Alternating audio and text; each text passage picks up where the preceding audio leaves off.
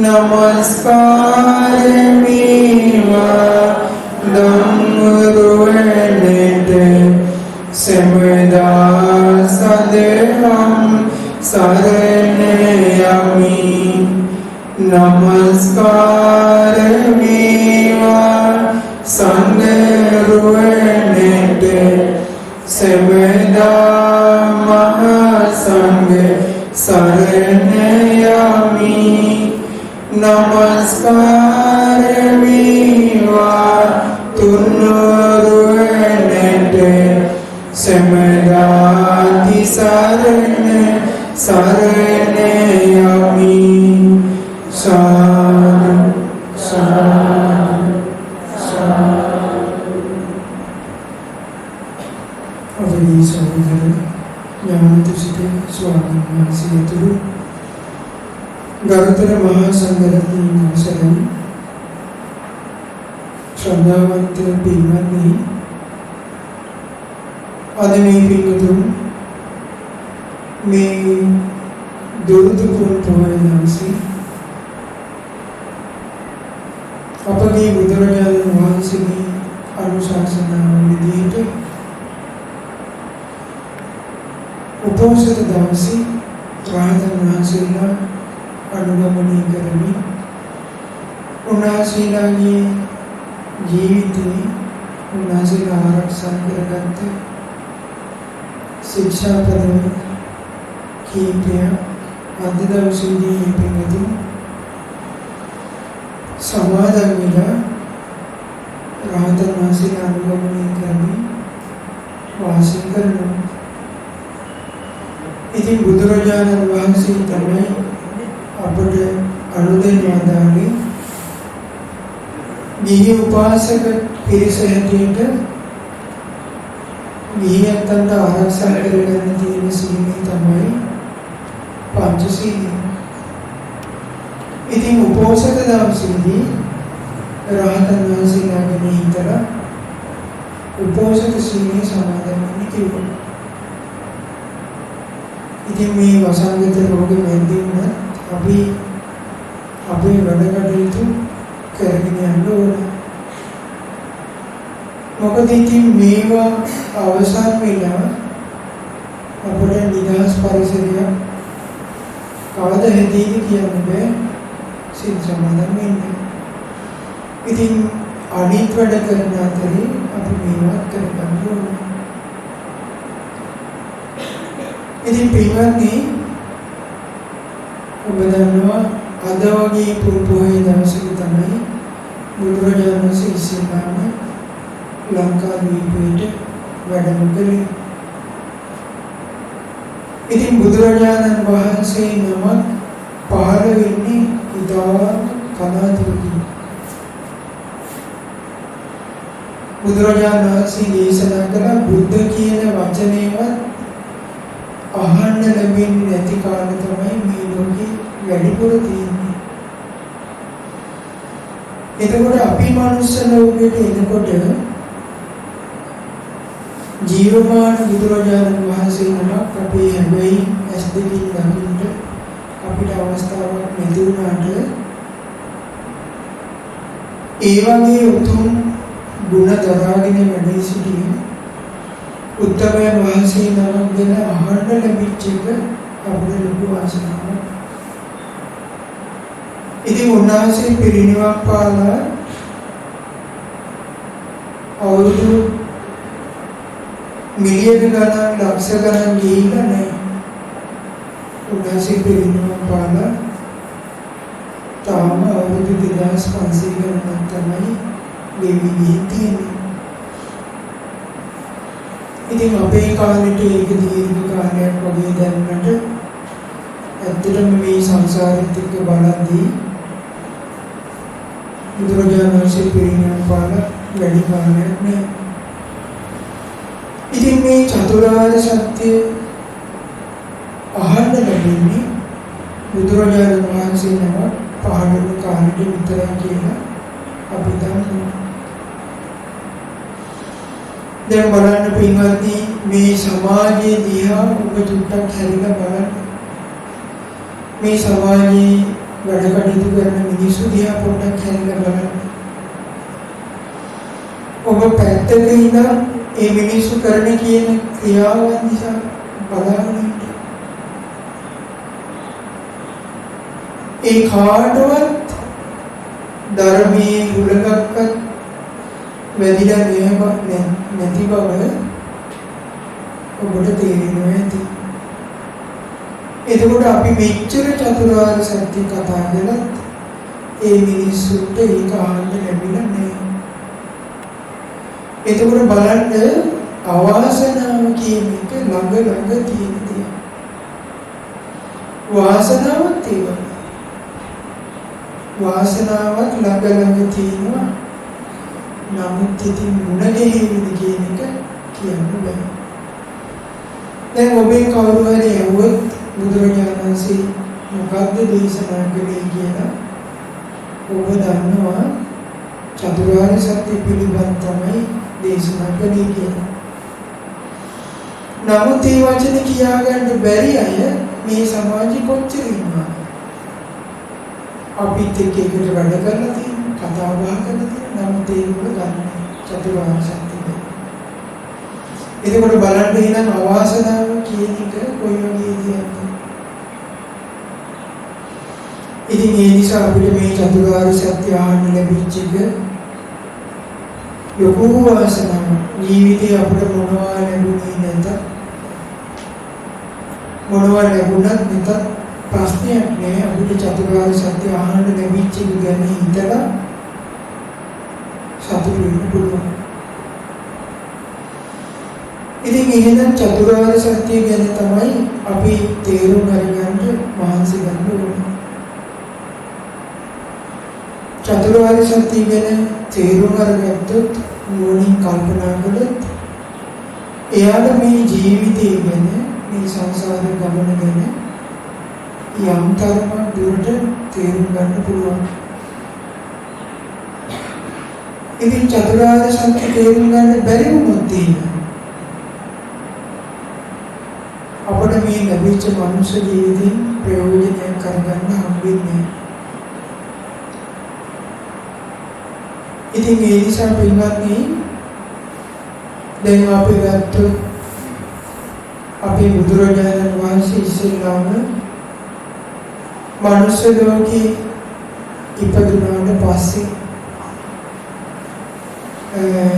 උන්වහන්සේ සුද්ධෝදන රජුගේ මාළිගාවට කැඳවගෙන ආවා. ඒ වෙලාවේදී අපි දන්නවනේ අර අසිත කියලා ඍෂිවරයෙක් හිටියනේ. දන්නවනේ. එයාට ආරංචි වුණා බෝසත් කුමාරයෙක් උපන්න කියලා. පණිවිඩේ කිව්වේ කවුද යාට? මිනිස්සු නෙමෙයි. කවුද කිව්වේ? දෙවියෝනේ. බුදුරජාණන් වහන්සේ සිද්ධාර්ථ කුමාරයා ලෝභිනී සම්රාණී උපදිනකොට අසිත ඍෂිවරයා චාතු මහරජුගේ දිවිවලට ගිහින් ඉදී දහවල් කාලි ගත කරන්නේ. එතකොට දෙවිවරු ගොඩක් සතුටු වෙනවනේ නේද? මේ අසිත ඇහුවා සුරාසුර යුද්ධයෙන් සූර්යයන් දින්නට පස්සේ සතුටු වෙනවටත් වඩා ඔබ අද සතුටු වෙනවා. මොකද්ද මේ සතුටු වෙන්නේ කාරණා? එතකොට මොකද කියන්නේ? දෙවිවරු කිව්වා අනේ මේ කාලයක් මේ ලෝකේ කතා බස් වෙච්ච දෙයක් තථාගත සම්බුදු කෙනෙක් ලෝකේ පහළ වෙනවා කිය කතාව පැතිරිලා ගියා. අන්නේ බෝසත් කුමාරයා අද උපන්න ගියා. ඒ වෙලාවේදී ඉතින් අසිත ඍෂිවරයා කලබලෙන් ආවා නේද? එවිට බෝසත් කුමාරයා වඩාගත්තද නැද්ද? වඩාගත්තා. මහා පුරුෂ ලක්ෂණ බැලුවා නේද? මුලින් සතුටු වෙලා පස්සේ යම් කරේ ඇඬුවා. ඇඬුවේ යාට ධර්මය අවබෝධ කරගන්න හම්බෙන්නේ නැහැ කියලා යන්නේ ඉච්ඡර කාලය ජීවත් වෙන්නේ. එතකොට බලන්නකෝ අපි බෝසත් කුමාරයා දැක්කේ සිද්ධාර්ථ කුමාරයා දැක්කේ කතා බස් කරන්නේ වඩාගත්තින්නේ නේද? උන්වහන්සේ සම්බුද්ධත්වයට පත් වුණාට පස්සේ දැක්කේ උන්වහන්සේගේ මහා ශ්‍රාවකයන් වහන්සේලා වැඩ හිටියනේ. අඩුවතරමේ මිහිඳු මහ රහතන් වහන්සේවත් අපිට දකින්න හම්බුනේ නෑ. නමුත් උන්වහන්සේගේ ධර්මය අහන්න හම්බුනේ. අසිතේ ශිවරයට ඒක හම්බුනේ නෑ. එහෙනම් ඒ අතින් බලද්දී අපිට ලොකු ආසනාවක් තියෙනවද නැද්ද? තියෙනවා. චතුරාර්ය සත්‍ය අහන්න ලැබෙන එක තමයි ගොඩක් වටින්නේ. ඒ බුදුරජාණන් වහන්සේ දේශනා කළේ මේ ගිය ස්වාමීන් වහන්සේට නෑ මේ ගියේ වක්කලි ස්වාමීන් වහන්සේට කිව්වනේ වක්කලි මේ කුම් ශරීරයේ දැකලා වඩ නෑ ඔබ ධර්මයේ දකින්න කියන නේද? ධම්මං පස්සති සෝමං පස්සති ධර්මයේ දැක්කොත් මාව දකින්න පුළුවන් කියනවා. එහෙනම් චතුරාර්ය සත්‍ය දැක්කොත් තමයි බුදුරජාණන් වහන්සේ දැකගන්න ලැබෙන්නේ. ඒ නිසා පින්වත්නි චතුරාර්ය සත්‍ය ගැන අපි හඳින් ඉගෙන ගන්න ඕන. නුවණින් කල්පනා කරන්නත් ඕන. අන්නේ ඉගෙනන චතුරාර්ය සත්‍ය ගැන පොඩ්ඩක් හරි මේ ජීවිතයේදී වැටහීමක් ඇති කරගන්න පුළුවන්. ඒ වැටහීම අද අපි ජීවත් වෙන කාලයේදී අපිට ගොඩාක් වටිනවා. පුළුවන් නම් අපිට මේ චතුරාර්ය සත්‍ය ඇහෙන මායිමේ ඉඳගෙන චතුරාර්ය සත්‍ය මෙහි කරමින්ම මේ ජීවිතය ඉවර කරන්න. ඒක අපි මේ කාලේ ලබාගත්ත ලොකු වාසනාවක්. එතකොට මොකද්ද මේ චතුරාර්ය සත්‍ය කියන්නේ?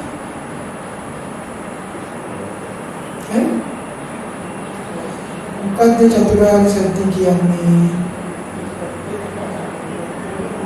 ආර්ය සත්‍ය හතරක් නේ. ආර්ය සත්‍ය හතරක් තියෙනවා. සත්‍ය කියලා කියන්නේ ඇත්ත නේ. බොරුවකට නෙමෙයි.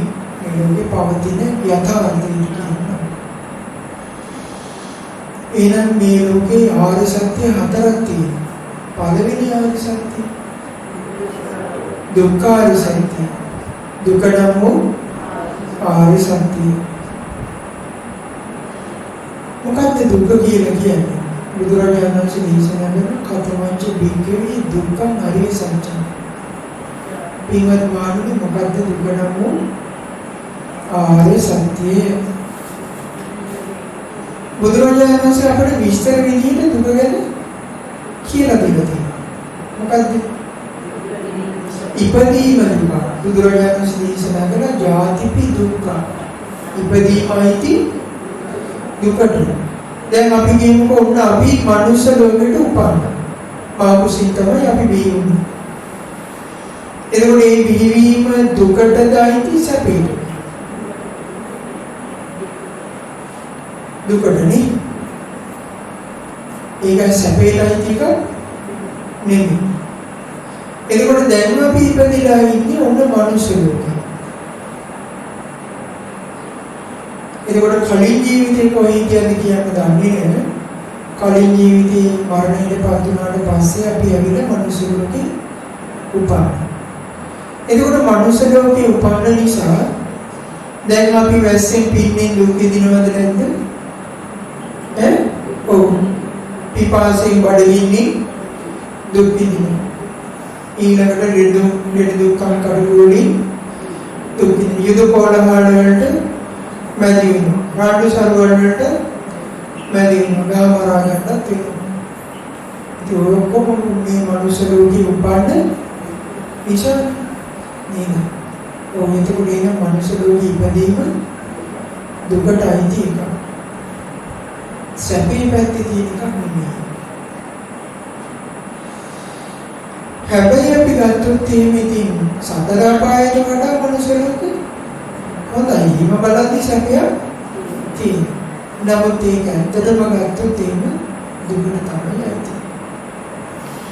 ඊළඟට මනුෂ්‍ය ලෝකෙ විතරයි උපදින්න තියෙන්නේ. තව කොහෙද? ප්‍රේත ලෝකෙ උපදින්න පුළුවන් නේ. අපි ගත්තොත් ප්‍රේත ලෝකෙ දැන් මනුෂ්‍ය ලෝකෙට පහළ. ලෝකයක් තමයි ප්‍රේත ලෝකය. නේද? ඔන්න දැන් ප්‍රේත ලෝකය ගැන කියන්නේ හැබැයි ඒක අපිට ඇහැට පේන ලෝකයක් නෙමෙයි. නෙමෙයි. ඒ කියන්නේ දැන් ඔන්න අපි මෙහෙම කිව්වොත් ඒක අපේ ඇස් දෙකට මේ ලෝකේ තියෙන හැම එකම පේනවා. පේනවද? නෑ.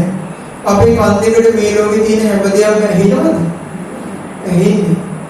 අපේ නාසයට මේ ලෝකේ තියෙන හැම දෙයක්ම දැනෙනවද? ඒක දැනෙන්නේ. අපි කිව්වොත් ඒක ඇහැට පේන්නේ නැති මම ඔයවා පිළිගන්නේ නැහැ කියලා කතාව හරිද? හරිද? හරිනේ. වැරදි. ඇයි? පේන්නේ නැති දේවල් මේ ලෝකේ තියෙනවා. එතකොට අපි සාමාන්‍යයෙන් කතා කරද්දී ඒවා පිළිගන්න. ඕගොල්ලෝ දැකලා ඇති. ප්‍රේත ලෝකේ ගැන එහෙම කතා කරද්දී සමහර මිනිස්සු අමනාප වෙනවද නැද්ද? අමනාපයි. අනේ ඔය මේ නොපෙනෙන දේවල් ගැන කියන්න එපා වංගුව පැඩි පිළිගන්නේ නැහැ කියලා. එහෙම මිනිස්සු ඉන්නවද නැද්ද? ඉන්නවා. ඒ කියන්නේ ඒගොල්ලෝගේ මෝඩකම ප්‍රදර්ශනය කරනවා අර නුවණින් කියන කතාවක් නෙමෙයි. ඒගොල්ලෝ හිතනවා අපේ ඇස් දෙකට හැම දෙයක්ම පේන්න ඕන කියලා. නේද? දැන් අපි මෙහෙම කියමු දැන් ඔන්න දැන් අපි මේ දවස්වල මොකවාද දාගෙන අතෝදගෙන මේ දෙවි නිදගෙන මොකවත් වැඩක් පිළිවෙලක් කරගන්න විදියක් නැහැ. මේ මොකක් නිසාද? පෙනෙන දෙයකටද නොපෙනෙන දෙයකටද මේ බය නැති? නොපෙනෙන එකක් කවුරුත් නැත්තද කොරෝනා වෛරසය? නෑ. අර ඔය ජීජී වගේ දාලා ලොකු කරලා මොන මාරුයි හදලා ගත්තාම ඕන අපි ඇන්දිකට යාන්තම් පොඩ්ඩක් පේනවා. හැබැයි පියවියන්ට පේන්නේ නෑ. නමුත් කවුරු හරි කියවොත් අනේ කේම කොරෝනා කියලා එකක් නෑ කියලා කතාව හරිද? කතාව හරිද? එයා කියන ඔය කේම මම දැක්කේ නෑ නේ ඇස් දෙකට පේන්නේ නෑ. ඒ හින්දා මම ඔක පිළිගන්නේ නෑ කියලා කිව්වොත් හරිද? වැරදි. ඇයි? ඇහැට පේන්නේ නැති වුණාට මේ ආසාදනීය වෙලා ඒම මැරිලා වැඩෙන මිනිස්සු ඉන්නවා. ඊළඟට මේ වෛරසය ආසාදනීය වෙලා උස්ම ගන්න බැරුව මේ පොළවේ පස් කාගෙන දඟලලා මැරෙන මිනිස්සු පේනවා. හැබැයි වෛරසය පේන්නේ නෑ. නමුත් එහෙම එකක් තියෙනවා. ඒක ගියාට පස්සේ මොකක් හරි අවුලක් ඇතුලේ හැදෙන බවක් පේනවා. එහෙනම් පුංචි දෙයකට අපි මේ භෞතික ශරීරයට යම් කිසි හානියක් කරන්න පුළුවන්ද බැරිද? පුළුවන්. ඇහැට පෙනෙන්නේ නැහැ. පෙනෙන්නේ නැති නිසා ප්‍රතික්ෂේප කරන්න බෑ. මේ ප්‍රේත ලෝකෙ තියෙන එක.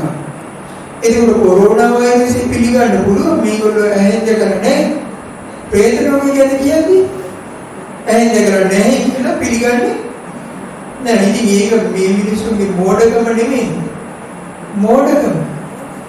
ඒකට අපිට කරන්න දෙයක් නෑ. දැන් බලන්න පේන්නේ නැති ප්‍රේත ලෝකයක් තියෙනවා.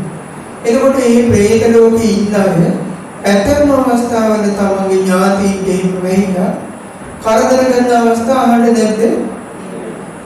එහෙනම් මෙන්න ඇටැක් එකක් කරන අවස්ථාවක් තියෙනවා. නේ?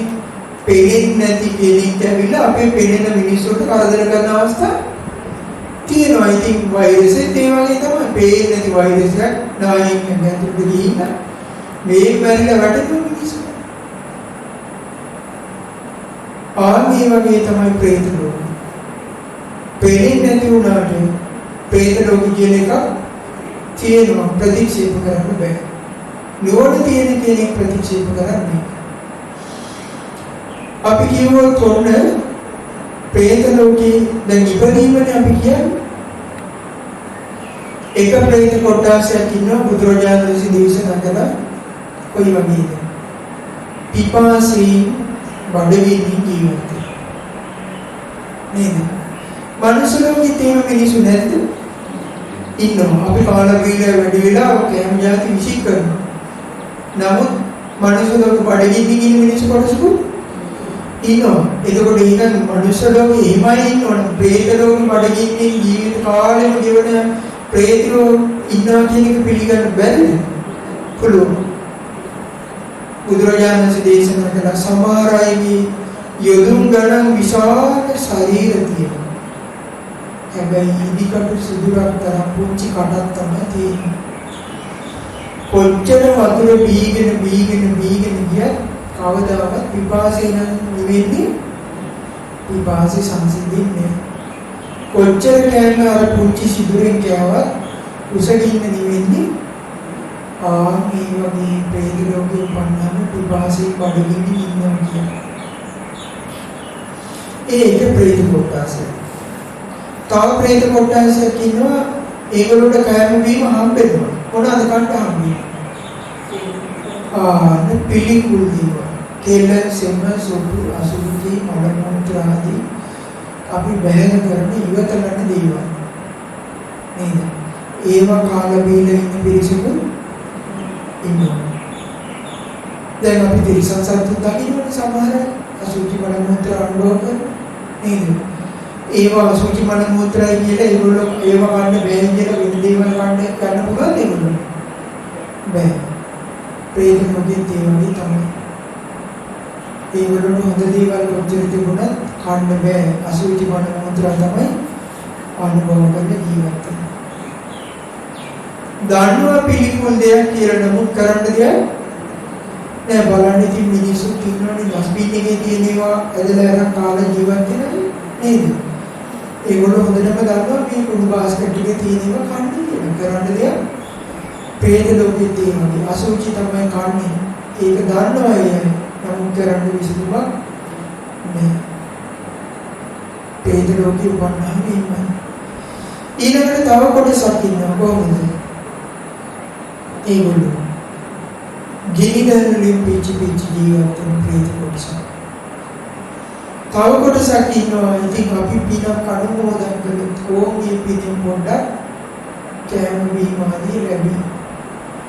ඒ කොටසකුත් ඉන්නවා.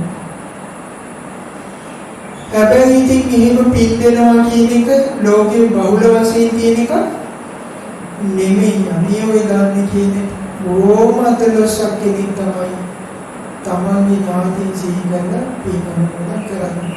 එහෙම කරොත් ඉතින් මොන ප්‍රේත ලෝකෙ ඉන්නේ තාම ටික දෙනෙකුට ඒ පින් අනුමෝදන් වෙයි. බහුතරයකට පින් අනුමෝදන් වෙන්න පුළුවන් දැනගිය පින් දෙන්නේ කෙනෙක් නෑ. ඒ නිසා දුකසී ජීවත් වෙනවා. ඔන්න ප්‍රේත ලෝකෙ පන්නන්න තියෙන තත්ත්වය. එතකොට බලන්න එනම් ප්‍රේත ලෝකේ උපන්නයි මේ දුක් විඳින්න බෑ කියලා වෙන තැනකට පැනලා යන්න විදිය නෑ. දැන් අපිට පේනවනේ මනුස්ස ලෝකේ සමහර මිනිස්සු ඉන්නවා ඔය ඈත පිටිසර ගම්මානවල ඉන්නවා, අනිගහන වනාන්තරවල ඉන්නවා. හැමදේම උද්දෝෂන වැඩ වර්ජන අනම්මනම් කරන මොකටද? මේ අලියවල දෙන්නේ කියලා. නමුත් අලියෙක් තියා මොකෙක්වත් ඉන්නේ නැති පළාතුන් තියෙනවද නැද්ද? ඉතින් මේ මිනිසුන්ට අඩුම කුඩුම ඔක්කොම අර මෙහෙවිල නවතින්න හිතෙන්නේ ඈ? එහෙමයි බලන්න. එහෙම හිතෙන්නේ කරන්න එහෙම කරන්න බෑ. එහෙම කරන්න හැකියාවක් ඒගොල්ලොන්ට නෑ.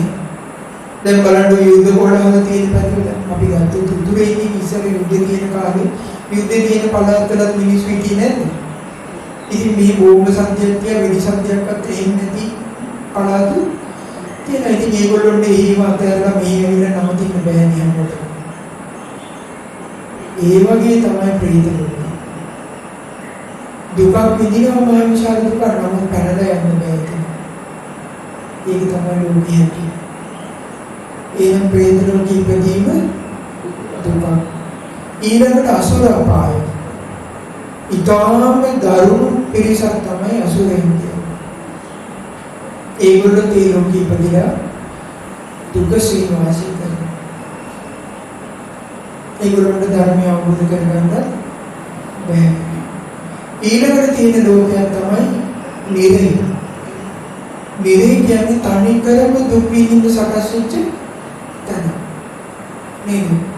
ගිනිදරලින් පිච්චි දැන් බලන්න අපි ඕගොල්ලෝ පොළව හාරනකොට පොළව ඇතුලේ සතු නැද්ද? ඉන්නවනේ. එතකොට මේ සතු කවදාවත් මේ ආලෝකය දකින්නද? නෑ ඒගොල්ලෝ ඒක දකින්නේ. ඊළඟට ගස් කොටක් දිරලා යනකොට ඒ වගේ සත්තු හැදෙනවා. පළමිනි කුඹිලා යනකොට ඒ වගේ පොළොව ඇතුලේ කොච්චර වලදවත් පළමිනි කුඹිලා යනකොට ඒ වගේ සත්තු ඊළඟට ඇලදොල ගංගාවල සත්තු ඉන්නවා. ආහසින් සත්තු ඉන්නවා. හැම තැනම සත්තු වාසය කරනවා. එහෙනම් ගිනිදල් අතරේ ජීවත් වෙන සත්තු නැතුව ඇද්ද? ගිනිදල් අතරේ ජීවත් වෙන සත්තු නැද්ද?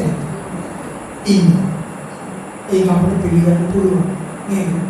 ඊළඟට අපි දන්නවා මහා විශාල ලෝධිය පැහි තියෙන ලෝධිය තියෙනවා. මේ අතරේ සත්තු නැද්ද? ඉන්නවා. නේ? ඒ තමයි නිරේ. බුදුරජාණන් වහන්සේ දේශනා කළා ලෝධිය වල පැහි ජීවත් වෙනවා. ගිනි අඟුරු කඳුලට ඇවිදවන තියුණු ආයුධ වලින් කපන කොටන කර්මානුරූපව මෙවෙන සැඩ සත්තු ඇවිල්ලා ඇගේ මස් සැඩ කටු කඩාගෙන කනවා. විලාප තියෙන දුක් විඳින ලෝකයක් මේ ලෝකේ තියෙනවා. එතකොට මේ උපන්නත් එහෙම අනිවාර්යයෙන්ම මහ විශාල දුකක් විඳින්න වෙනවද නැද්ද? එහෙනම් මේ ඉපදීම දුකටයි. මනුෂ්‍ය ලෝකේ මෙහිම කරදරයි නම් ප්‍රේත ලෝකේ නිරේ තිරිසන් ලෝකේ කවර කතාව නේද? තිරිසන් ලෝකේ යන්නේ ඉතින් අමුතුවෙන් කියන්න ඕනේ නැහැ. තිරිසන් ලෝකේ අපට පේනවා නේද? හැබැයි ඕගොල්ලෝ නිකන් නිවාඩු පාඩුවේ ඉන්න වෙලාවක ඔය එළියේ පුදුවක වාඩි වෙලා ඔය තිරිසන් සත්තු දිහා පොඩ්ඩක් බලාගෙන ඉන්නකො අපි ඒ සත්තු ජීවන ජීවිතයට අවධානය යොමු කරන්නේ නැති නිසා අපිට තේරෙන්නේ. ඊතර බල්ලේ කියනවා බලන්න උදියා ටිකක් වෙලා බලාගෙන අපිට නිදාගත්තාම පැය 6ක් නිදා ගන්න පුළුවන් සැලසීම. බල්ලොන්ට එකක් තියෙනවා. නෑ ඕම් නිදාගෙන විනාඩියක් දෙකක් යනකොට ඔන්න කොහේ හරි කහන. ඊට පස්සේ ආයෙත් කහන. ඊට පස්සේ අනිත් පැත්තට ආයෙත් ගිහින් ආයෙ විදිහට ආයෙ කහනවා ආයෙ නෙමෙයි. කොහොමද කියන්නේ? බලන්නකො පාර යනකොට මෙච්චර ඉන්න තියෙන්නේ මොකද කියලා පාරෙම ඉන්නේ. ඊළඟ වාහනේකට ආයෙ ඕල් ගන්න ආයෙ නැගිටලා ආයෙ ගිහින් ආයෙ ඉඩම් ආයෙ මොකද කරන්නේ? ආයෙ හිටින්න පාරේ ඉන්නේ. කාර්යී නැති දුකක් නෙමෙයි මේ සතා විඳින්නේ. ඒ සතා විඳින දුක වචනින් කියන්න පුළුවන්ද? බෙදා ගන්න කෙනෙක් නෑ. නේ අපිට දවස් දෙකක් නිදි ගියේ නැත්තම් හරියනම් නිදා ගන්න බැරි වුණොත් කොච්චර අමාරුද?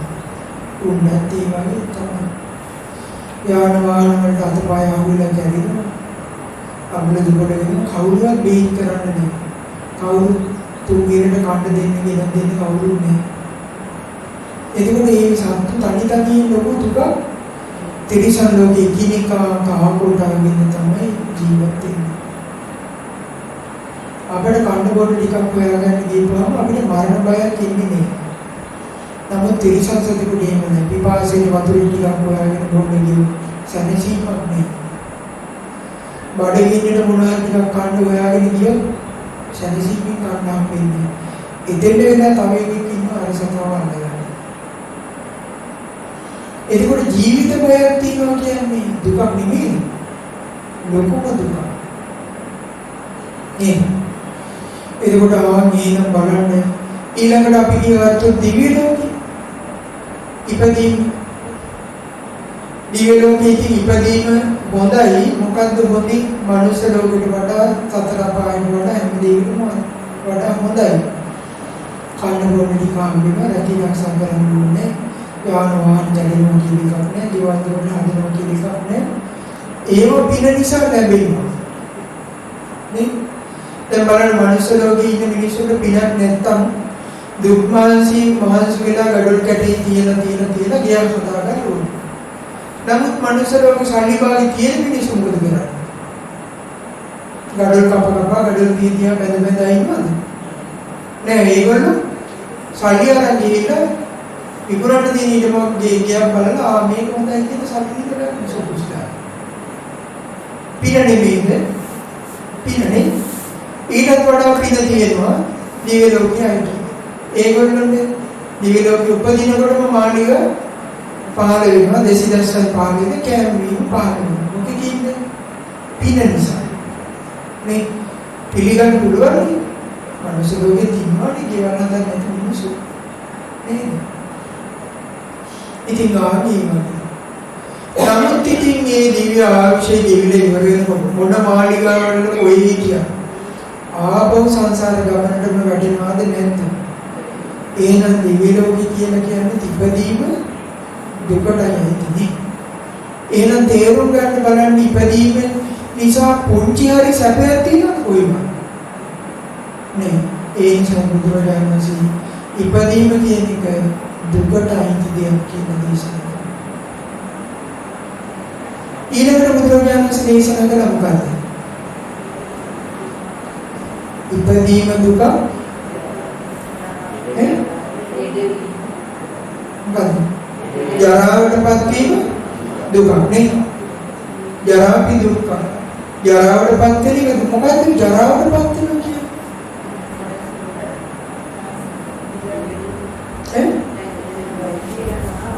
පාසලනේ. ඒ කියන්නේ දැන් මොන අපි ගත්තොත් එහෙම කළු පාට තියෙන කේස් මොකද වෙන්නේ?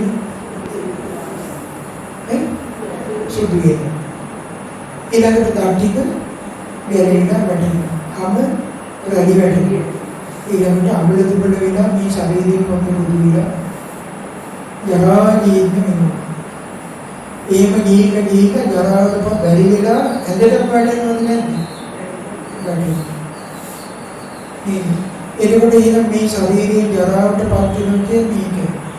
ඇස්පෙනීම දුර්වල වෙන අඳුරන්නේ කන්නේ දිවට රහත් ගනින්නේ මොනවා කෑවද දන්නේ දවල් රැගෙන හොයන්න දන්නේ ඔන්න ඔය වගේ තත්ත්වෙට වැටෙනවද නේද? වයසක අය ඉන්න තැන්වල බලන්න. ඒගොල්ලෝ දවල් රැය දන්නේ කාමරේ ඉන්නවා ඇඳේ ගහලා ලයිට් එක ඕන නම් දාලා තියෙනවා. උපාදාන කරන්නේ කෙනෙක් ඉන්නවනේ ඉතින් පිළිසුදු කරනවා. මෙයා දවල් රැය දන්නේ නැහැ. ඉතින් රැය 12ට ඉඳන් නැගිටලා ඔය තීන්දියක් කනවා. තේරෙන්නේ? ඒ මොකද මේ ශරීරයේ ජරාවටපත් වෙලා අඩල දුර වෙලා ඒකේ දුකක් ඇති වෙන්නේ සැපයක්. මොකක්ද ඇති වෙන්නේ? දුකක් නෙවෙයි දුකක් තමයි උපදින්නේ. එතකොට බලන්නේ නම් ජරාවටපත් වීම කියන්නේ සැපය ඇති කරන දෙයක් නෙමෙයි දුකට ඇති දෙයක්. ඊළඟට ජරාවටපත් වීම දුකයි, ලෙඩවීම දුකයි නේ. ලෙඩවීම දැන් උඩ අපි මෙහෙම ඉන්නෝදී නමුත් මේ මීඩියට ලොකු අසනීපයක් අපිට හැදෙන්න ඉඩක් තියෙනවද නැද්ද? තියෙනවා. පිළිකා හැදෙන්න පුළුවන්. දියවැඩියව හැදිලා දුවාම හැදිලා කුණු වෙලා අතපය කපන තත්ත්වෙට පත් වෙන්න පුළුවන්. මේ උනේ ධර්ම රෝගාපද තියෙන හිතා ගන්නවත් බැරි අසනීපේ. අඩුම ධර්මයේ අපි ගත්ත තිම්බිරිසාවක් උණක් හැදුන වෙලාවකවත් සතුටක් නැති වෙන්නේ. නෑ ඊනම් පිළිකාවක් වගේ ධර්ම රෝගාබාධයක් එක්ක ජීවත් වෙන්න උන දුකක්ද නැද්ද? විශාල දුකක්. ඉතින් ඒ නිසා ඊනම් මෙදවීම කියන්නේ දුකට අයිති දෙයක්. ඒක අමුතුවෙන් කියන්නේ ඊළඟට මරණයටපත් වීම දුක. මරණයටපත් වෙනවා කියන්නේ කලක් වෙලාවක් මොකද තියනවද? කලක් වෙලාවක් කොතනදී කොහොම මේ ජීවිතය අවසන් කරයිද කියලා කියන්නත් බෑ. නේද? බුදුරජාණන් වහන්සේ දේශනා කළා බෙලිකපුම් කාලම් මේ සංසාරෙදී වරු වෙලා ඉඳලා රජුවන්ට අහු වෙලා ඉසගසා දාලා මරද්දී ඒ ගලාගෙන ජීවිතේ ඉදිරි කරාම මේ මහා සංගරේ සතර මහා සංගරේ ජලයට වඩා වැඩි කියලා. එතකොට කීවතාව කොරගම් කරන බෙලිකපුම් කාලම් ඇරිලා තියෙනවා. නේද? ඊළඟට මිනිස්සු මරණක් තියෙනවා. වැරදි කාමසේවයේ තියෙන බොරු කියලා මරලා ඊළඟට ඔය මේ දේවල් වලින් මරණයටපත් වෙලා වෙලි කරුණු කාලා මැරෙද්දී ගලාගෙන ගිහුනේ මහා සාගරයේ ජලයට වඩා වැඩි. කොච්චර මේ ජීවිතේ අපි මැරිලා තියෙනවා. යාන වාහන වලට අහුවෙලා වසවිෂ කැමිලා නේ. එතකොට මේ ජීවිතේ කොහොම අවසන් කරන්න වේද කියලා කියන්න පුළුවන්ද? පුළුවන්ද? බෑ නේ. දැන් මේ විදියට අපේ ජීවිතේ කොතනින් කොහොම ඉවර වෙයිද කියන්නේ. දීර්ඝයි අපි කියන්නේ ගොඩක් කල් ජීවත් වුණා. ඒ ඉතින් මහා විශාල දුකක් විඳලා තමයි මැරෙන්නේ. ටික ටික තමයි මැරෙන්නේ. අර අනාථ පින්නික සිටුතුමා රෝගාතුර වෙලා මරණාසන්න වුණාට පස්සේ සාරිපුත්ත මහ රහතන් වහන්සේට පණිවිඩයක් කියවුවා. අසාධ්‍යයි ඉන්නේ. පුළුවන් නම් මෙහෙ දකින්නේ වඩින්නේ කියලා. ඒ වෙලාවේදී සාරිපුත්ත මහ රහතන් වහන්සේ වැඩලා ආව සිටුතුමනි ඔබට ඉවසලා ජීවත් වෙන්න ඉවසීමෙන් ඉන්න පුළුවන්ද? අනේ ස්වාමීනි මොන ඉවසීමක්ද? මගේ ඔළුවේ වේදනාවක් එනවා. හරියට අර ලණු පොඩක් ඔළුව වටේ පඩලවලා දී කැලක් දාලා අර කරපන්නේ මේ තිරිංග දානවා වගේ කරපන්නේ. චිටි ගාලා මේ වගේ කරපවද්දී වේදනාවක් එනවාද? මේ වගේ වේදනාවක් මේ ඔළුව ඇතුලේ ඇති වෙනවා. අඩි වසරකින් අමාරුයි. අනේ ස්වාමීනි මගේ කුසෙන් වේදනාවක් එනවා. අර හරක් මරණ මිනිස්සේ තියුණු පීයක් කරන් අරකගේ බඩ ඇතුලට පීයේ දාලා ලොකු බඩවැල් කෑලි වලට කපද්දී යම් වේදනාවක් එනවාද? ඒ වගේ මහ උල්ලගන්න බැරි වේදනාවක් මේ උදරේ ඉන්නවා කියන බඩේ. කොහොමද මැරෙන්නේ කිට්ටුවෙනකොට තියෙන වේදනාව මේ? ඊළඟට කිව්වා අනේ ස්වාමීනි මහ විශාල ගිනි ගොඩක් ගහලා අත් දෙකම කකුල් දෙකම දෙන්නේ අල්ලගෙන ගිහිල්ලා අර ගිනි ගොඩට උඩින් අල්ලලා මුළු ශරීරෙම ගින්නෙන් තවනකොට යම් වේදනාවක් එනවද? ඒ වගේ වේදනාවක් මගේ මේ මුළු ශරීරෙම 10ක් එක්කෙනවා කියනවා. එතකොට එනම් මරණාසන්න වෙනකොට මේ වගේ මහ විශාල වේදනාවක් විඳින්න වෙනවද නැද්ද? තමන් තනියෙන් කිව්ව විඳින්න ඕනේ. එහෙනම් මරණයටපත් වීම කියන්නේ මොකක්ද? දුකට අයිති. පොඩ්ඩක් සැපයක් ඇති කරගන්න. ඊළඟට බුදුරජාණන් වහන්සේ දේශනා කළා අපේහි සම්පයෝගය දුක්ඛ. ඒකි අප්‍රියන්හා එක්වීම දුකක් කියන. මොකද්ද අප්‍රියන්හා කියන්නේ බලන්න හිතලා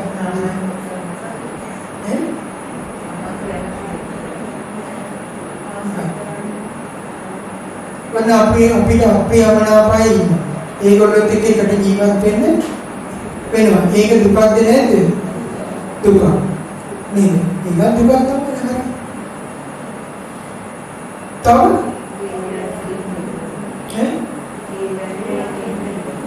කොහොමද දැන් බලන්න අපි කියමුකෝ ඔය කුඩු ගොඩවල් තියෙන පැතිවල මිනිස්සු ජීවත් වෙන්නේ නැද්ද? ගෙවල් හදාගෙන එහෙම ඉන්න අය ඉන්නවද නැද්ද? ටවුන් වල මහා විශාල කුඩු ගඳ තමයි හැමදාම කරන්න දෙන්නේ.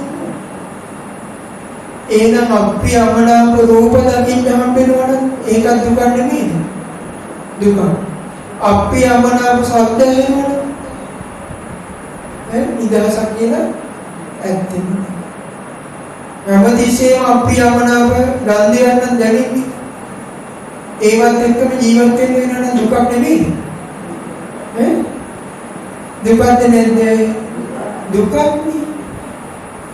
බලන්න එතකොට මනුස්ස ලෝකෙටත් ඇවිල්ලා මේක සැනසීමක් නෑද? ඊළඟට සමහර මිනිස්සුන් ඉන්න කවදාවත් දිවට කඩතරාට හම්බෙන්නේ කන්න හම්බෙන්නේ දුකක් නෙමෙයි.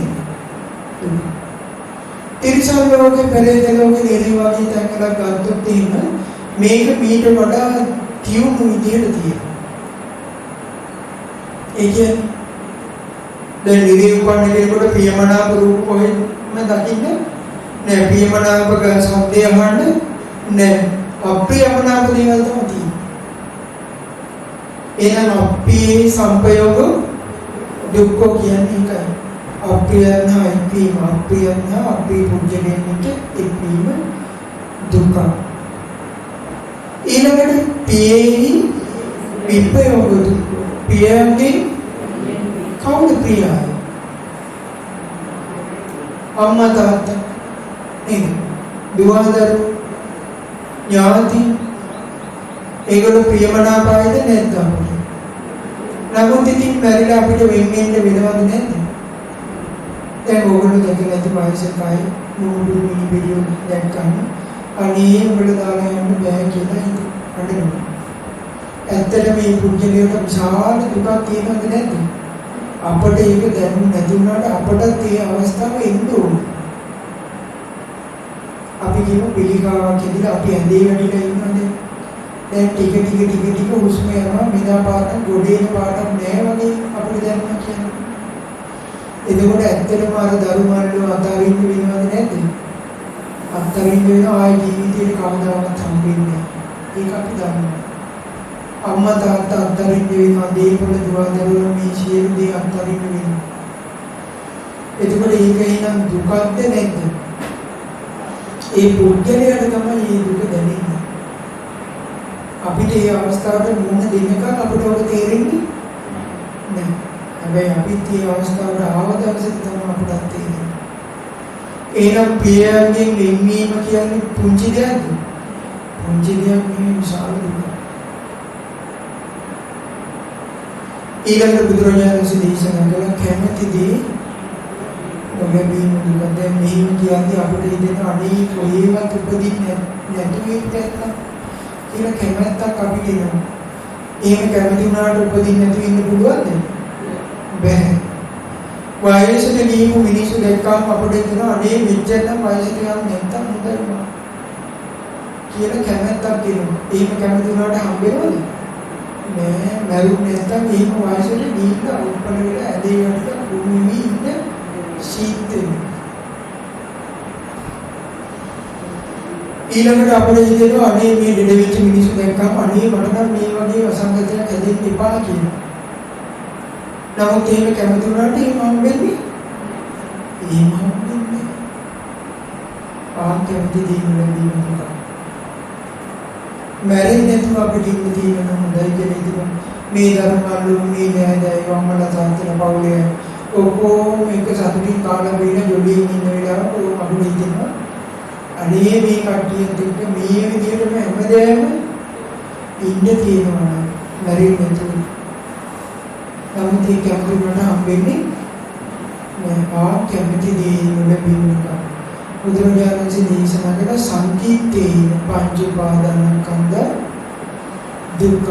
කෙටියෙන්ම කියවොත් මේ හදගෙන නැසී වෙනසී යන පංච උපාදානස්කන්ධේම දුක්ඛ කියනවා. මේ තමයි දුක නම් වූ ආර්ය සත්‍ය. මේට පරිබාහිරව මොකක්ද දුක කියන දෙයක් තියෙනවා. සම්පූර්ණයි බුදුරජාණන් වහන්සේ විස්තර කරන්නේ. සම්පූර්ණයිද නැද්ද? කියන්නේ. කිව්වට එහෙන්නේ මොකවලම ගන්නේ. සම්පූර්ණයි. එතකොට බලන්න මේ අපේ ජීවිතේ මේ කියපු දුකින් තැවරිලා වැහිලා නෙමෙයි තියෙන්නේ.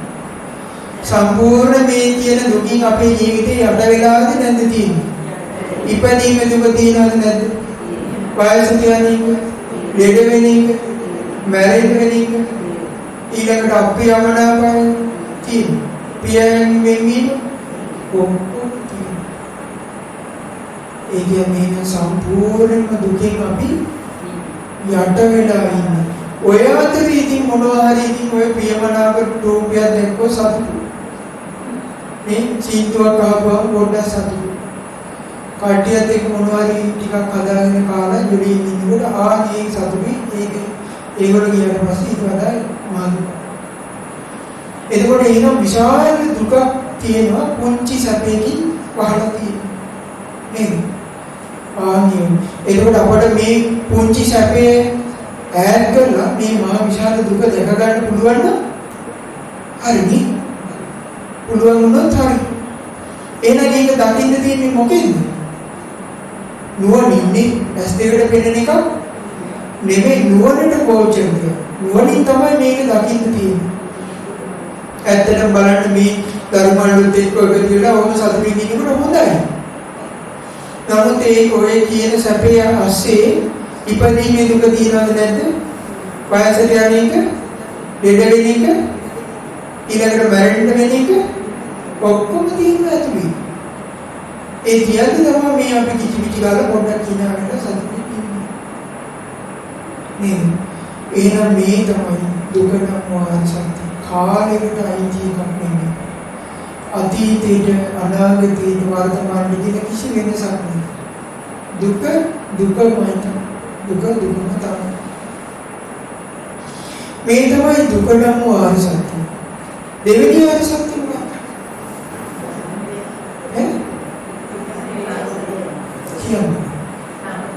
සමුදය ආරසන්ත.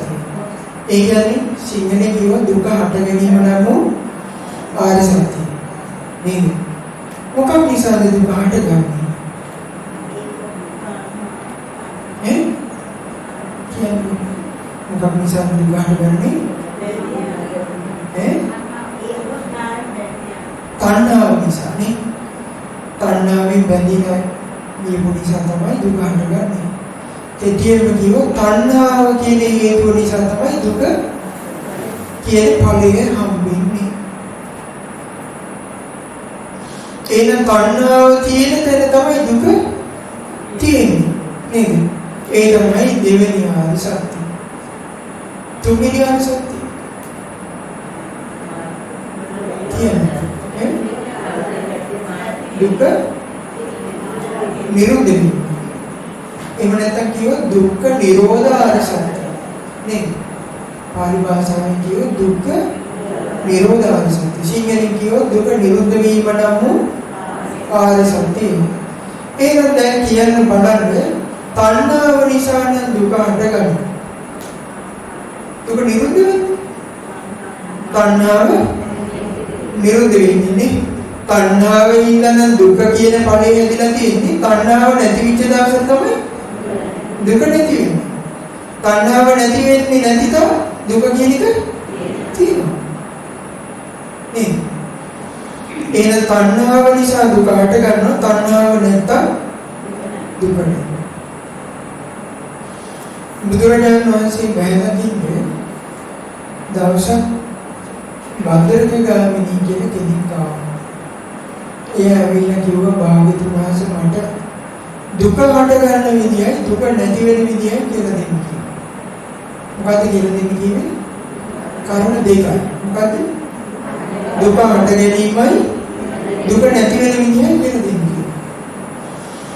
ඒ වෙලාවේ බුදුරජාණන් වහන්සේ දේශනා කළා ගාමිණී ඔබට අතීතයේ තිබිච්ච කාරණාවක් අරන් මම ඔබ කියන්න යන්නේ නැහැ කිව්වා. මොකද ඔබට හිතෙන්න පුළුවන් කවුද ඉතින් දන්නේ අපි ඔය ඒ කාලේ හිටියේ ඕම එකක් වුණා කිව්වට අපි දැක්කේ නැහැ කියලා කියන්න ඉඩ තියෙනවා.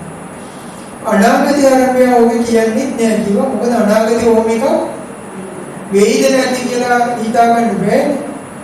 ඔබට හිතුනොත් ඔය කියන જાතිය අනාගතේ වෙන්නේ දැන් ඔය සාන්තර කියන්නේ ඉන්නේ උන් කියනවා එකක්වත් වෙන්නේ නැහැ නේ. එතකොට අපි උන් කියනවා පිළිගන්නේ බුදුරජාණන් වහන්සේ දේශනා කළ එන අතීතයේ අරබියාවත් අනාගතේවත් මොකෙම කියන්නේ නැහැ. මම මේ වර්තමානයේ ඔබට ওই කාරණාව කියලා දෙන්නම්. මෙයාගේ අහනවා ගාමිණී ඔබේ ගමේ කෙනෙකුට කරදරයක් විපතක් මොනවා හරි එකක් වුණා කියලා ආරංචි වුණොත් එහෙම ඔබේ හිතේ දුකක් හටගන්න මිනිස්සු මේ ගමේ ඉන්නවද කියලා ඇහුවා. ඔයගොල්ලෝ කියනවා ඔන්න කාට හරි කරදරයක් වුණා කියලා දැන් දුරගෙන ඇවිල්ලා ඉතින් පණිවිඩයක් කියනවා. එතකොට එහෙම අපේ හිතේ දුකක් හටගන්න මිනිස්සුත් අපිට ඉන්නවද නැද්ද? ඉන්නවා. කවුද? කවුද? නෑදෑයෝ. නේද? අඳුරනයි. යාළු මිත්‍රාදී දුවදරු ඒගොල්ලන්ට මොනවා හරි කරදරයක් වුණේ කියලා කවුරු හරි ඇවිල්ලා කිව්වොත් අපේ හිතේ විශාල දුකක් හට ගන්නවද නැද්ද? හට ගන්නවා. එහෙනම් ජීවමාය අපිට ඉන්නවද නැද්ද? ඉන්නවා. බුදුරජාණන් වහන්සේ අහුවා ගාමිනී හරි. එහෙනම් මෙහෙම කියන්නේ කාට හරි එහෙම විපතක් වුණයි කියලා ආරංචි වුණොත් එහෙම ඔබේ හිතේ එහෙම මා විශේෂ දුකක් හටගන්න නැති අයත් ඉන්නවද නැද්ද? ඉන්නවද? කවුද? අඳුරන්නේ කියලා. දැන් අපි ඔයගොල්ලෝ අද සිල්පාවන් ඉඳලා දැන් ඔය ගෙදර ගිහිල්ලා ලොකු බන්දි ගානක් බෙදාගෙන ටීවී වානියලා දැන් කටත් ආයෙත් ටීවී එක බලනවා කියනවා. පොන්ති බලනකොට ඕක කියන කොරෝනා හින්දා මම මෙච්චරක් නැල්ලා අච්චරක් නැල්ලා කියලා කියනවා. දැන් කඩගොඩේ ඔක්කොම පැත්තකින් ඉඳලා අයියෝ කියලා අඬනවද? අඬනවද? නෑ. ඇයි අඬන්නේ නැත්තේ? විශේෂ දුක නෑ නැති. ඒ මරුණේ කියපු කට්ටිය කවුද කියන්නේ අපි දන්නේ නෑ. අඳුනන්නේ දැකලා නෑ. යාළුවෝ නෙමෙයි කිසිම සම්බන්ධයක් අපට නෑ. ඒකෝට අපි ඉතිමත් එක කාලේ වෙලා තව කෙනෙක් අතින් දිනවා අද මෙච්චරක් මැරිලා කියනවා. හැබැයි ඔය අතරේ අපි දරුවෙක් මැරෙන එක අපි දුක් වෙනවද නැද්ද? ආන්න වෙනස. බුදුරජාණන් වහන්සේ යවුවා භද්‍රක ඉතින් ওই කාරණා කොහොම වෙන්න හේතුව මොකද? කෙනෙක් මරුණාම කෙනෙකුට විපතක් වුණා කියලා ආරංචි වුණොත් අඬන්න තව කෙනෙකුට කරදරයක් වුණා කියලා ආරංචි වුණොත් ඒ විශේෂ දුකක් නැත්තම් හේතුව මොකද? මොකද හේතුව? බැඳීම. මොකද්ද බැඳීම? ඔව් මම අහන්නේ මෙතන තියෙන බැඳීම මොකද්ද? නෑ බැඳීම මොකද්ද? ඔය තමන්ගේ කියන හැඟීම. මොකක්ද මේ හැඟීම? තේරෙන භාෂාවෙන් කියුවොත් තණ්හාවක් නේද? ආසාවක් නේද? මගේ කට්ටිය කියන අදහසක් තියෙනවද නැද්ද? තියෙනවා. එතකොට එහෙම අදහසකින් ඉන්න අයට කරදරයක් වුණොත් දුක් වෙනවද නැද්ද? එතන සැඟවිලා තිබුණ කාරණා මොකද්ද? ඒ පුද්ගලයා කෙරෙහි තණ්හාවක් අපේ හිතේ තියෙනවා. අර කියපු කෙනා මරණා කියවලේ දුකක් නැත්තේ. තණ්හාවක් නැහැ. දන්නේ කිසි සම්බන්ධයක් කිසිම ඒකට කලින් කිසිම සම්බන්ධයක් තිබුණේ ආනීත. ඒක බුදුරජාණන් වහන්සේ දේශනා කළ භද්‍රක ඔබම තේරුම් ගන්න කාරණා. බලන්න බුදුරජාණන්ගේ ප්‍රඥාව කොච්චර ආශ්චර්යයි. ඇත්තටම අපි ළඟ මේ කරුණු තියෙනවනේ. කරුණු තියෙනවා. හැබැයි බුදුරජාණන් වහන්සේ පෙන්නලා දෙන්නකම් අපිට මේක තේරුම් ගන්න බැහැ. බුදුරජාණන් වහන්සේ මේ කාරණාව පෙන්නලා දුන්නේ නැත්නම් භද්‍රකට තේරුම් ගන්න පුළුවන්ද? බැහැ. අපිට තේරුම් ගන්න බැහැ. බලන්න ඒකට ඉතින් අපි ගත්තොත් එහෙනම් බලන්න තණ්හාව නිසාමයි දුක හටගන්නේ. තණ්හාව නැත්තම් දුක නෑ. තව අපි මේක තේරෙන භාෂාවෙන් කියමු. දැන් ඔයගොල්ලෝ ප්ලෑන් එකක් හදාගන්න වාහනයක් ගන්නවා කියලා. කීයක් හරි එකතු කරලා අපි එකතු කරලා සල්ලි එකතු කරගෙන ඔන්න වාහනයක් ගන්න අපි යනවා කියලා. සල්ලිතර කාර් සේවයකට යනවා. අපේ ඉදී තියෙන ආසාවට හරියට වාහන ගන්න පුළුවන්ද? බෑනේ. මොනවා කරන්නත් අතේ තියෙන ගන්න තමයි ගන්න වෙන්නේ.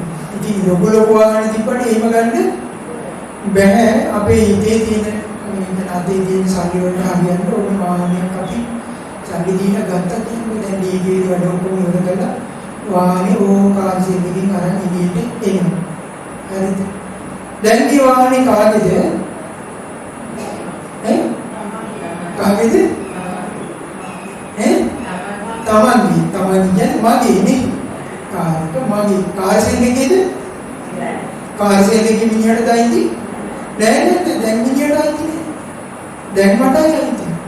එහෙනම් සල්ලි ගන්න දෙලි ඉවර කරලා වාහනේ අරන් ඉනකොට නිකම්ම හිත බැඳිලාද නැත්නම් මගේ වාහනේ කියලා බැඳිලාද නැද්ද?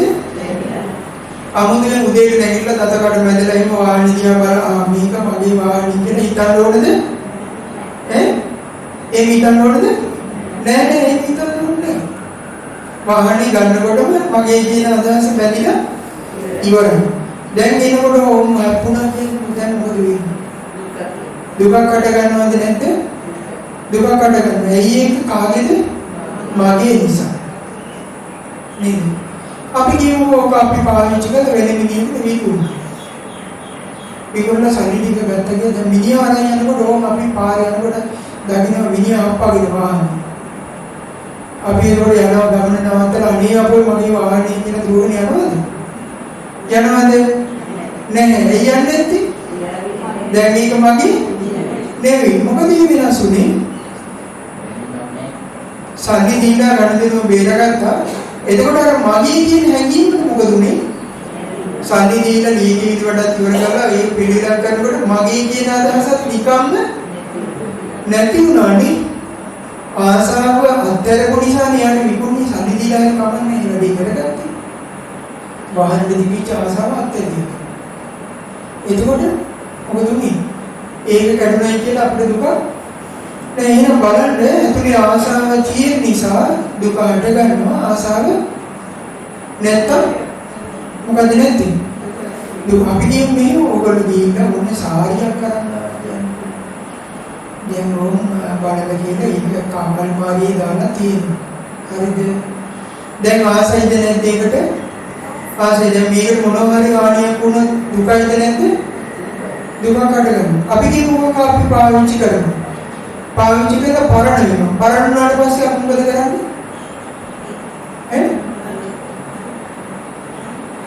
පරණ වුණාම දැන් ටිකක් පාවිච්චි කරන්න පුළුවන් වගේ නම් මොකද කරන්නේ? විසි කරන්නේ නෑ. ඒක අරගෙන තියෙනවා මොකටද? මගුල් වලට අඳින්නේ වෙන මොකේද හරි යනකොට ඇදගෙන යනවා නේ. ඒ මොකද මගුල් වලට අඳින්න තරම් හොඳ නෑ. පරණයි. නමුත් විසි කරන්නේ අපි කියමු එහෙම මොන තියාගෙන හිටියා. හරිද? දැන් ඔන්න පොඩි පොඩි දේවල් වලට තමයි ඒක පාවිච්චි කරන්නේ. අපි කියමු එහෙමත් පාවිච්චි කරලා දැන් හොඳටම පාරන්න. එතකොට පෙට්ටේ මේ දාලා ටිකක් තියාගෙන ඉන්න නෑ. ඉතින් බැරි වෙලාවත් මොකක් කරි එකට වමනාව උණු ගන්නම් කියලා තියාගෙන ඉන්න. අවුරුද්දකමාරක් විතර යනකොට මොකද හිතෙන්නේ? අනේ මේක එහෙම තියාගෙන හිටියට මම දැන් අවුරුදු දෙකක් විතර පාවිච්චි කළාම නෑ මේක ඕනේ නෑ මට මේක කියලා අදහස සම්පූර්ණයෙන් අත්හැරෙනවා. එතකොට මොකද වෙන්නේ? තවත් පෙට්ටේ මේ දාලා තියාගෙන ඉන්නවද? නැහැ.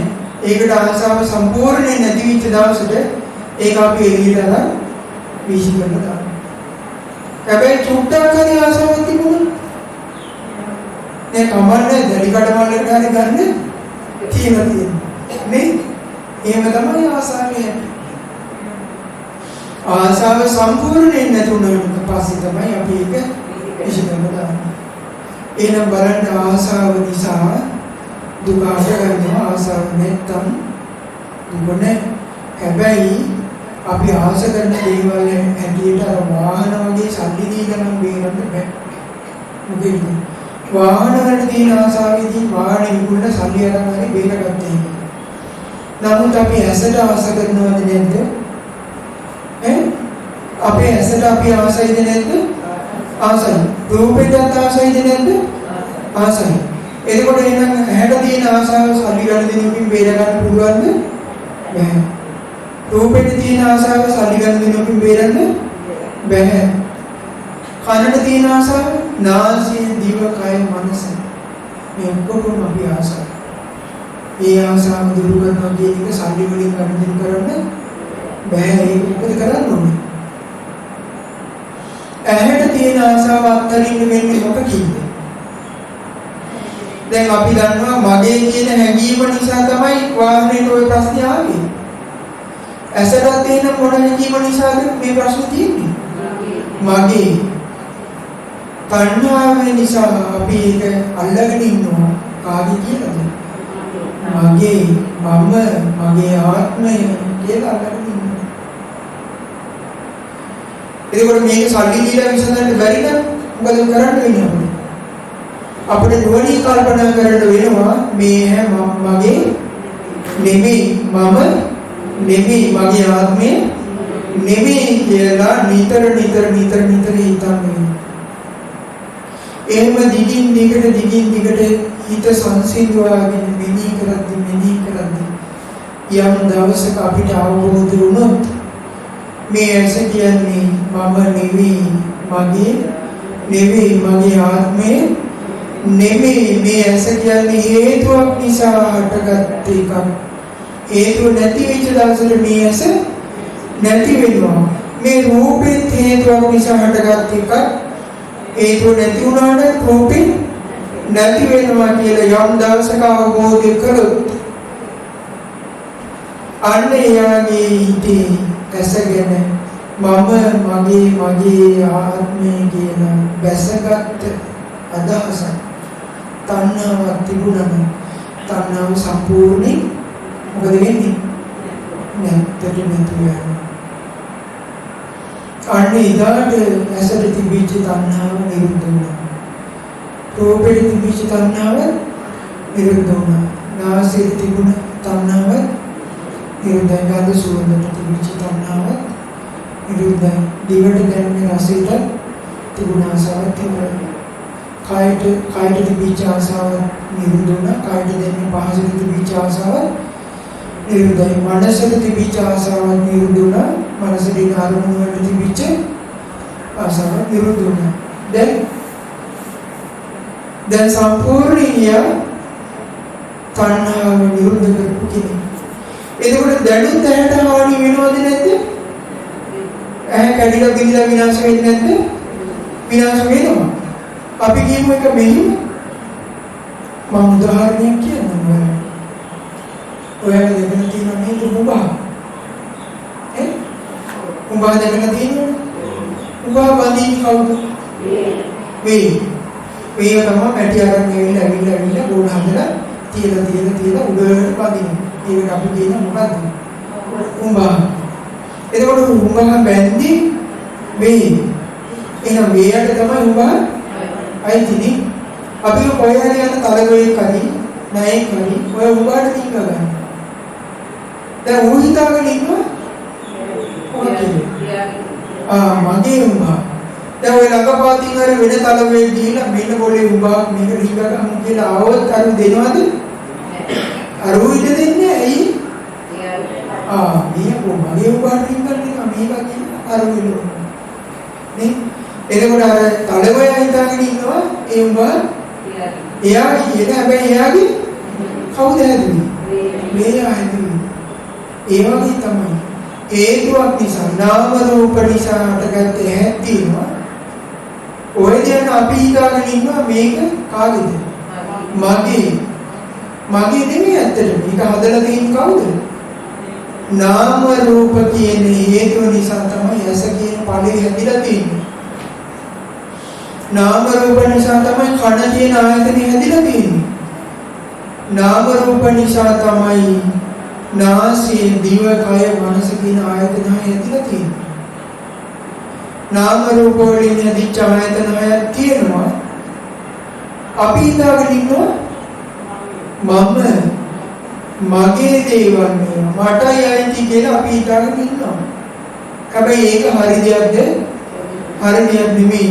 නාම රූප වෙනස් වෙනකොට ආයතන හයක් නැසී වෙනසී යනවද නැද්ද? අන්න අපි තේරුම් ගත්තා.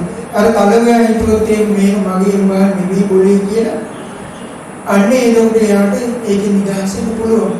අපි ඇස කන නාසය දිවකය මනස නාම රූප නිසා හටගත්ත කියලා තේරුම් ගත්තොත් මොකද වෙන්නේ?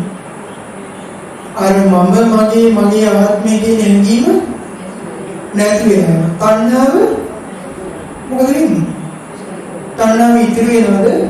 නෑ, ඉතිරි නැතුව නිරුද්ධ වෙනවා. තණ්හාව ඉතිරි නැතුව නිරුද්ධයි නම් අන්න අපි හිතාගත්ත වැඩි හරි. නේ?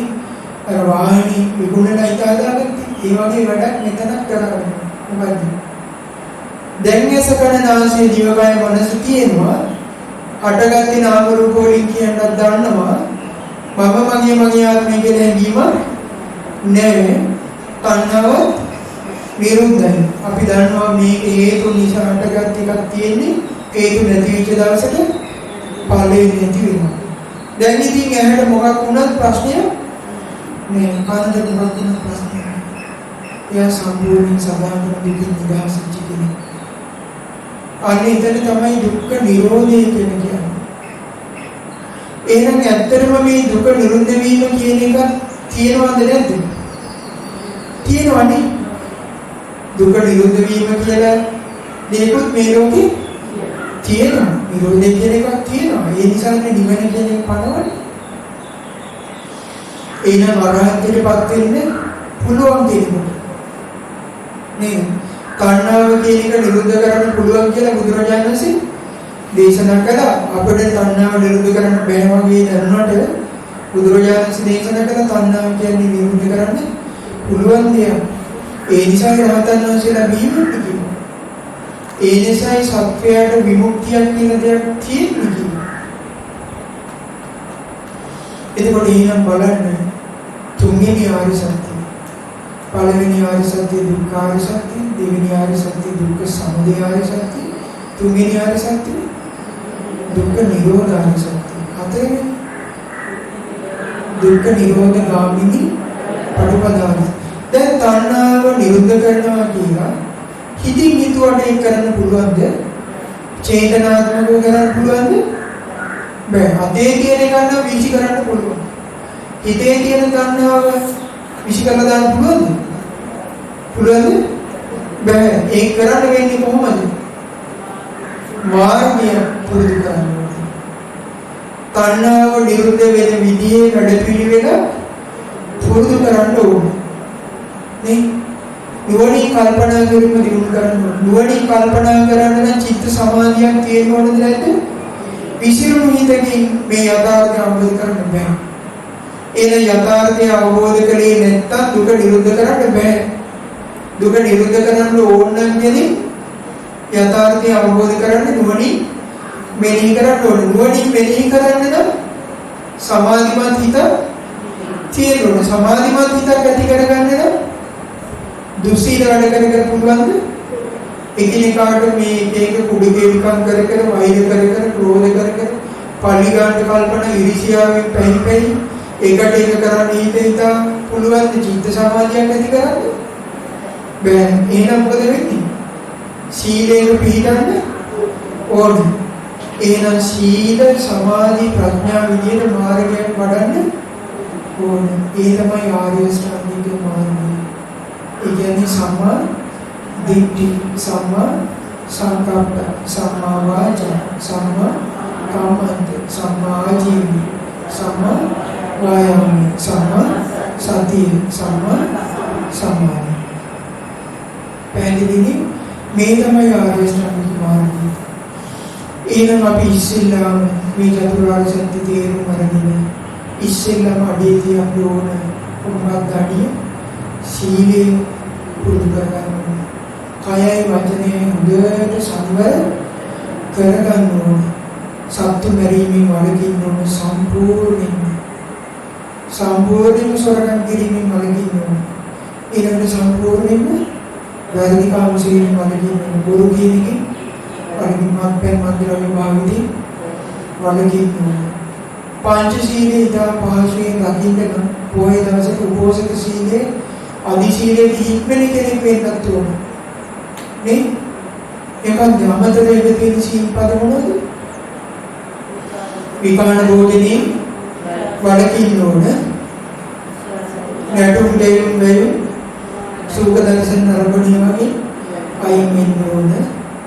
වටිනා සැප පහසු ආසන උස්සාසන පරිහරණය වළකින්න ඕන. උපෝසථ දවසට ඔන්නේ කොටිය උපෝසථ සීලය හොඳට රැක ගන්නවා. විදරින් වෙද්දී පංච සීලය හොඳින් ආරක්ෂා කරගන්න. දැන් කය වචනේ සම්වර කරන සීලේ පිළිපදලා ඉන්න.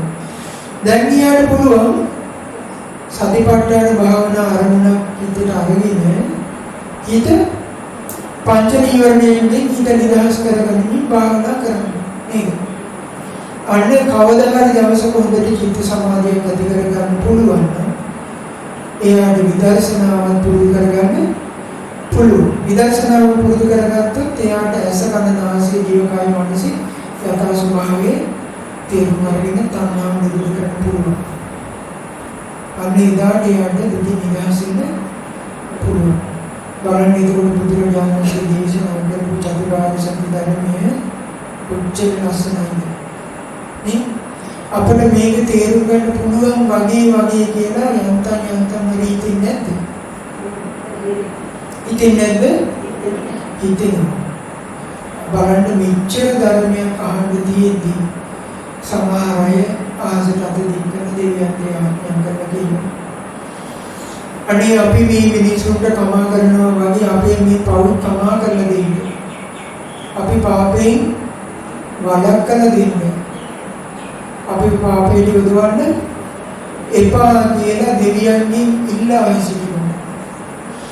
දෙවියන්ට තියා බාහිර මොකෙකුටවත් පුළුවන් අපිව පාපයෙන් වළක්වන්න බෑ. ඒ කරන්න පුළුවන් එක්කෙනෙක් ඉන්නවා. කවුද? කවුද එක්කෙනා? තමන් විතරයි. බුදුරජාණන් වහන්සේ කිව්වද මට වැඳලා පුළුවන් තරම් ඉන්න බලන පාපයෙන් වළකින්න කියලා?